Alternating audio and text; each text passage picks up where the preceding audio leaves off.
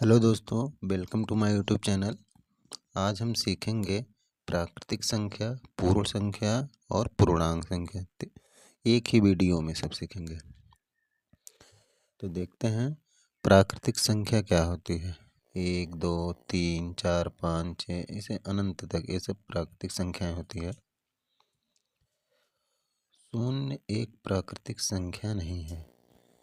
शून्य एक प्राकृतिक संख्या नहीं है। सबसे छोटी अगर प्राकृतिक संख्या पूछी जाए तो सबसे छोटी प्राकृतिक संख्या 1 होगी और सबसे बड़ी प्राकृतिक संख्या अनंत होगी। एक सेकेंड। सबसे बड़ी प्राकृतिक संख्या अनंत। अनंत का सिंबल ऐसे बनता है। उसके बाद सभी प्राकृतिक संख्या पूर्णांक होते हैं। जैसे सभी 1, 2, 3 ऐसे से अनंत तक ये सभी पूर्णांक है। ये सभी पूर्णांक है, लेकिन सभी पूर्णांक प्राकृतिक संख्या नहीं होती है। अब जो है ये पूर्णांक क्या होते हैं, जो पूर्णांक संख्या होती है। जैसे अब 1 है, इधर -1, 0 फिर +1, मतलब 0 सहित माइनस को लेकर -1, 0, +1 ऐसे ऐसे ये पूर्णांक संख्याएं हैं। ठीक, ये पूर्णांक संख्या सभी प्राकृतिक संख्या नहीं, क्योंकि 0 प्राकृतिक संख्या नहीं है, ऋण 1 प्राकृतिक संख्या नहीं है, 1 तो प्राकृतिक संख्या है। इन पूर्णांक में सभी आता है, इसलिए सभी पूर्णांक प्राकृतिक संख्या नहीं होते हैं। ठीक, अगला है पूर्ण संख्या। पूर्ण संख्या क्या होती है? पूर्ण संख्या मतलब प्राकृतिक संख्या में शून्य को शामिल कर देने से पूर्ण संख्या प्राप्त हो जाती है। प्राकृतिक संख्या में शून्य को शामिल कर देने से पूर्ण संख्या प्राप्त हो जाती है। जैसे अब 1, 2, 3, 4, 5 ये सब प्राकृतिक संख्या थी। अब इसमें 0 मिला दिया गया तो ये पूर्ण संख्या हो गई, मतलब पूरी संख्या।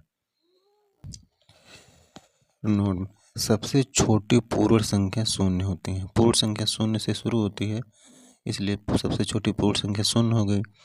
और सबसे बड़ी पूर्ण संख्या अनंत है। अनंत सबसे बड़ी पूर्ण संख्या। सभी प्राकृतिक संख्या का योग तथा सभी पूर्ण संख्या का योग समान होता है। इनका योग जैसे 0, 1, 2, 3 ये पूर्ण संख्या है। प्राकृतिक संख्या 1, 2, 3 ऐसे डॉट डॉट डॉट, इनको जब आप जोड़ेंगे तो इनका योग जो होगा वो समान ही आएगा। दोनों का योग समान होता है, क्योंकि पूर्ण संख्या में 0 होती है, इसका मतलब कुछ है नहीं, इसलिए इनका योग समान होता। योग समान होता में सभी प्राकृतिक संख्या का गुणनफल अनंत होता है और सभी पूर्ण संख्या का गुणनफल शून्य होता है। अब प्राकृतिक संख्या का गुणनफल जैसे मान लीजिए, प्राकृतिक संख्या का गुणनफल जो है जैसे 1 × 2 × 3 × 4 से करते जाएंगे तो आएगा, लेकिन पूर्ण संख्या का गुणनफल 0 से होगा। पूर्ण संख्या 0 से शुरू होती है तो 0 × 1 करेंगे तो 0 आ जाएगा, फिर 0 × 2 करेंगे फिर 0 आ जाएगा। ऐसे मतलब करने से पूरा 0 हो जाएगा। ठीक, पूर्ण संख्या का जो गुणनफल होता है वो शून्य होता है। प्राकृतिक संख्या का गुणनफल अनंत, लेकिन सभी पूर्ण संख्या का गुणनफल शून्य होता है। ये ध्यान रखिएगा, यही सब परीक्षा में पूछता है। सभी पूर्ण संख्याओं की संख्या सभी प्राकृतिक संख्याओं की संख्या से 1 अधिक है। मतलब जो पूर्ण संख्या की संख्या है वो प्राकृतिक संख्या से 1 अधिक है, क्योंकि जैसे प्राकृतिक संख्या 1 से शुरू होती है, 1, 2, 3, 4, पूर्ण संख्या 0 से शुरू होती है, मतलब तब यही इनका जो संख्या है तो प्राकृतिक संख्या जैसे 1, 2, 3, 4 और फिर यहाँ 0, 1, 2, अब इसमें 0, 1, 2, 3 तो इसमें क्या संख्या हो गई? 1, 2, 3, 4, इसमें 1, 2, 3 ही संख्या हुई। तो ये पूर्ण संख्या की जो पूर्ण संख्या है प्राकृतिक संख्या से 1 अधिक। यहाँ देखिए लिखा है प्राकृतिक संख्या 1, 2, 3, 4, 5 अनंत तक। ऐसे पूर्ण संख्या 0 से शुरू होती है, तो ये मतलब 0 जो ज़्यादा हुई अधिक होगा। ठीक, अगला देखिए, इसको ध्यान से देखिएगा। अब देखिए धनात्मक में जैसे 0 से बड़ा सभी पूर्णांक धनात्मक पूर्णांक, 0 से बड़ी सभी संख्या धनात्मक संख्या होती है। जैसे धनात्मक पूर्णांक क्या? पूर्णांक हमेशा 1, 2, 3, 4 ऐसे शुरू होते, मतलब एक नेचुरल नंबर होते हैं। ठीक। और जो धनात्मक संख्या होती है, धनात्मक संख्या जो होती है, अब संख्या किसी को भी हम कह सकते हैं, जैसे 0.5 ये भी एक संख्या है।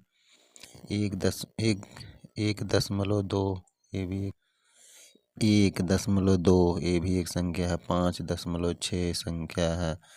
1 ये भी एक संख्या है। 2 ये भी एक संख्या है। ऐसे ही अब पूर्णांक जो होता है वो सिर्फ 1 2 3 मतलब पूर्ण संख्या होती है। ये पूर्ण संख्या होती है, मतलब पूरा, मतलब अपने में आप में पूरा हो, जैसे 1 पूरा हो, 2 पूरा हो। उसी पर धनात्मक संख्या जो होती है कुछ भी 0.5 1.2 3 कुछ भी हो सकता है। ठीक। अगला देखेंगे, अगला जो है, अब देखिए ऋणात्मक पूर्णांक तथा ऋणात्मक संख्या क्या होता है। ऋणात्मक पूर्णांक और ऋणात्मक संख्या। शून्य से छोटे सभी पूर्णांक ऋणात्मक पूर्णांक तथा शून्य से छोटी सभी संख्या ऋणात्मक संख्या होती। शून्य से छोटे सभी पूर्णांक ऋणात्मक पूर्णांक, शून्य से छोटी सभी संख्या ऋणात्मक संख्या। ऋणात्मक पूर्णांक पूरा, इसमें भी संख्या तो बस इसके आगे ऋण, जैसे ऋणात्मक पूर्णांक में ऋण 1 ऋण 2 ऋण 3 ऋण 4 ये हो गया ऋणात्मक। ऋणात्मक संख्या जो होती है, जैसे ऋण 1.1 ऋण 1.2 0.3 ऋण 0.5 आदि, ये सब ऋणात्मक संख्या है। ठीक। ऋणात्मक संख्या समझ में आ गया है। ऋणात्मक पूर्णांक ऋणात्मक संख्या। शून्य ना तो धनात्मक और ना ही ऋणात्मक है। ठीक। शून्य ना तो धनात्मक, मतलब शून्य जो है ये ना धनात्मक और ना ही ऋणात्मक है। सबसे छोटी धनात्मक पूर्णांक 1 तथा सबसे छोटी धनात्मक संख्या अनंत है। सबसे छोटी धनात्मक पूर्णांक 1 है और सबसे छोटी धनात्मक संख्या, कोई पूछ दे सबसे छोटी धनात्मक संख्या, ये भी अनंत है। ठीक। उसके बाद सबसे बड़ा धनात्मक पूर्णांक, सबसे बड़ा धनात्मक पूर्णांक तथा सबसे बड़ी धनात्मक संख्या अनंत होगी। इन सबसे बड़ा धनात्मक पूर्णांक और सबसे बड़ी धनात्मक संख्या अनंत है। सबसे छोटा ऋणात्मक पूर्णांक तथा सबसे छोटी ऋणात्मक संख्या ये भी अनंत है। सबसे बड़ा ऋणात्मक पूर्णांक ऋण 1 होता है और सबसे बड़ा ऋणात्मक संख्या अनंत। ठीक है। ऋणात्मक पूर्णांक ऋण 1 सबसे बड़ा है। जैसे ऋण 1 मतलब मान लीजिए किसी ऋण मतलब कर्जा, किसी के पास 1 रुपया कर्जा है और ऋण 2, किसी के पास 2 रुपया कर्जा है, तो ऋण 1 बड़ा हुआ ना, मतलब इसको कम कर्जा है, इसके पास ज़्यादा कर्जा है, तो इसलिए ऋण 1 सबसे बड़ा होता है।